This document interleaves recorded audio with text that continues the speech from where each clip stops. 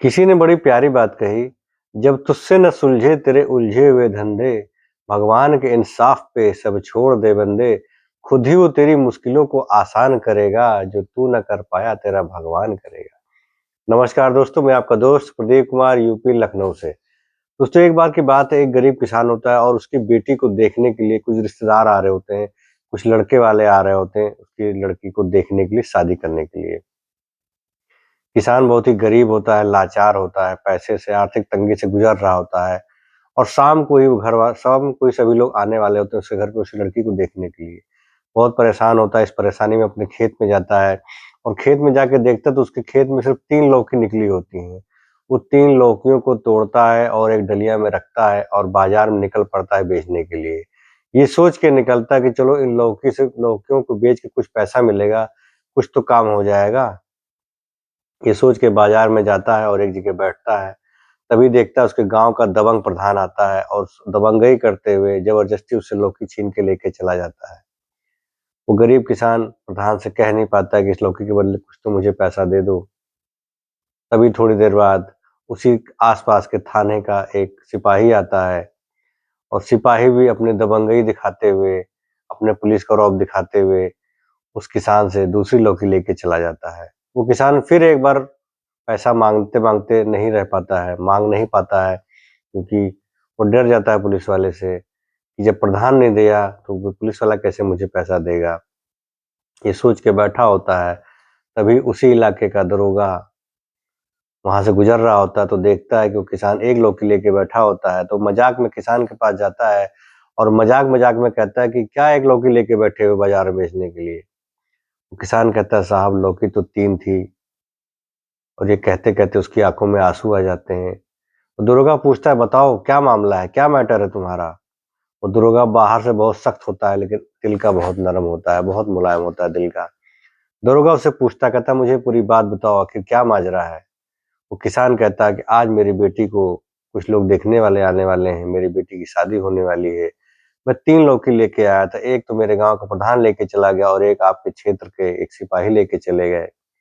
अब एक लौकी बची है, इसको मैं क्या करूँ, क्या ना करूँ यही सोच के बैठा हुआ हूँ। वो दरोगा किसान को अपनी गाड़ी पे बैठाता है, अपनी बाइक पे बैठाता है और प्रधान के घर जाके रुकता है। प्रधान से कहता है प्रधान के घर जब जाता है तो देखता है कि प्रधान की पत्नी जो है लौकी को काट रही होती है। तभी दरोगा पूछता है प्रधान से, "ये लौकी कहाँ से लाए हो?" प्रधान कहता है, "लौकी मैं बाज़ार से खरीद के लाया हूँ।"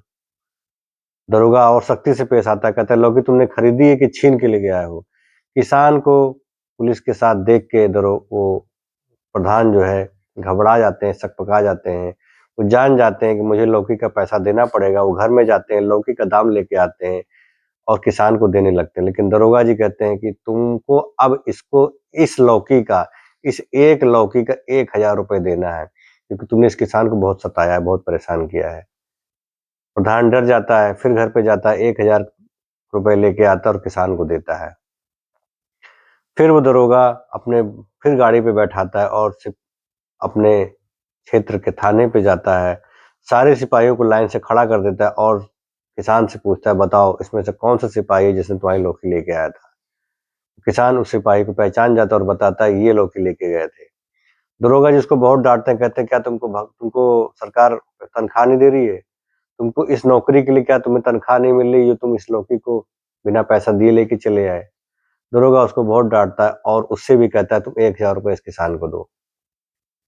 1000 रुपए सिपाही भी किसान को देता है, अब उसके पास 2000 रुपए हो जाते हैं। दरोगा उसको बाहर लेके जाता है थाने के, किसान मन ही मन में सोच रहा होता है कि ऐसा ना हो कि ये दरोगा दोनों 1000 रुपए भी मुझसे छीन ले और ये लौकी भी ले ले।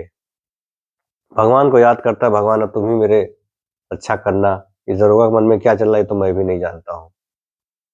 दरोगा बाहर लेके जाते हैं और उस किसान से कहते हैं तुम 2000 रुपए लेके जाओ और अपनी बेटी की शादी की तैयारी करो।